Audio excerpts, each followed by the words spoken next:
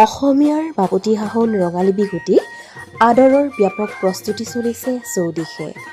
আজি গৰু বিহু। চ'তৰ আজি সংক্ৰান্তিত গৰু বিহুৰ দিনা ৰাজ্যজুৰি দেখিবলৈ পোৱা গৈছে আনন্দ উৎসাহ। এই দৃশ্য গোলাঘাট জিলাৰ যোগীবাৰীৰ। ৰাজ্যৰ বিভিন্ন প্ৰান্তৰ সমান্তৰালভাৱে খুমটাইৰ যোগীবাৰীত গাঁওবাসীৰ লগত বিধায়ক মৃণাল শইকীয়াই উদযাপন কৰে গৰু বিহু। খেতিয়কৰ চহা জীৱনৰ অন্যতম উৎসৱ এই গৰু বিহু। আজিৰ দিনটোতে গাঁৱৰ কৃষকসকলে গোহালিৰ গৰুকেইটা মাহ হালধিৰে নোৱাই ধুৱাই গৰুৰ শ্ৰীবৃদ্ধিৰ বাবে উদযাপন কৰিছে গৰু বিহু।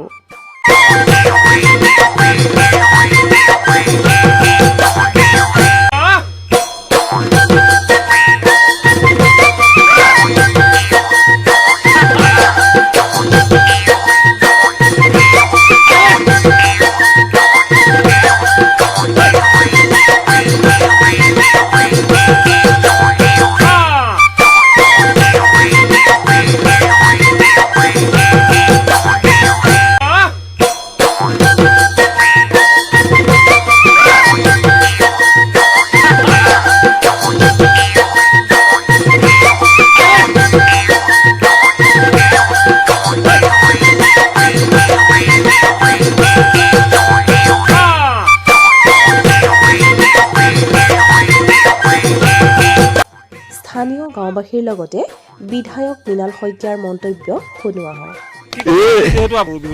গৰু বিহুৰ দিনটো মানে আপোনালোকেও জানে যে গৰু গা ধোৱাটো অসমৰ এটা মানে পৰম্পৰা নীতি, আৰু এই নীতিটো আমি এটা সম্পদ বুলি আছিলে আগতে, যে গৰু গা ধোৱালে নহ'বই, যিহেতু গৰুকেইটা আমাৰ খুব আৱশ্যক আছিলে।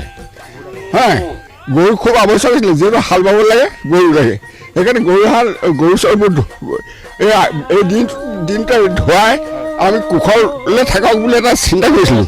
কিন্তু আজিকালি কাৰো ঘৰত গৰুৱে নাইকিয়া হ'ল, বুজি পাইছেতো।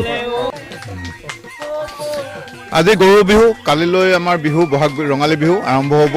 আৰু গৰু বিহুত আমি সকলোৱে নিজৰ গৰুবিলাক ধুৱাই পেলাই নোৱাই ধুৱাই আমি চাফ চিকুণ কৰোঁ আৰু তেওঁলোকৰ সুস্বাস্থ্য কামনা কৰোঁ।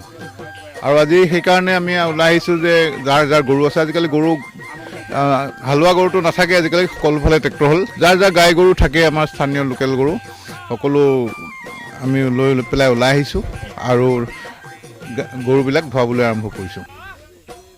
আৰু নতুন বহাগ বিহু সকলোকে শুভেচ্ছা জ্ঞাপন কৰিছোঁ।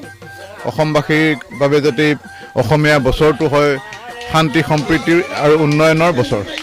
নিউজ ডেস্ক ৰিপোৰ্ট, দৃষ্টিকোণ।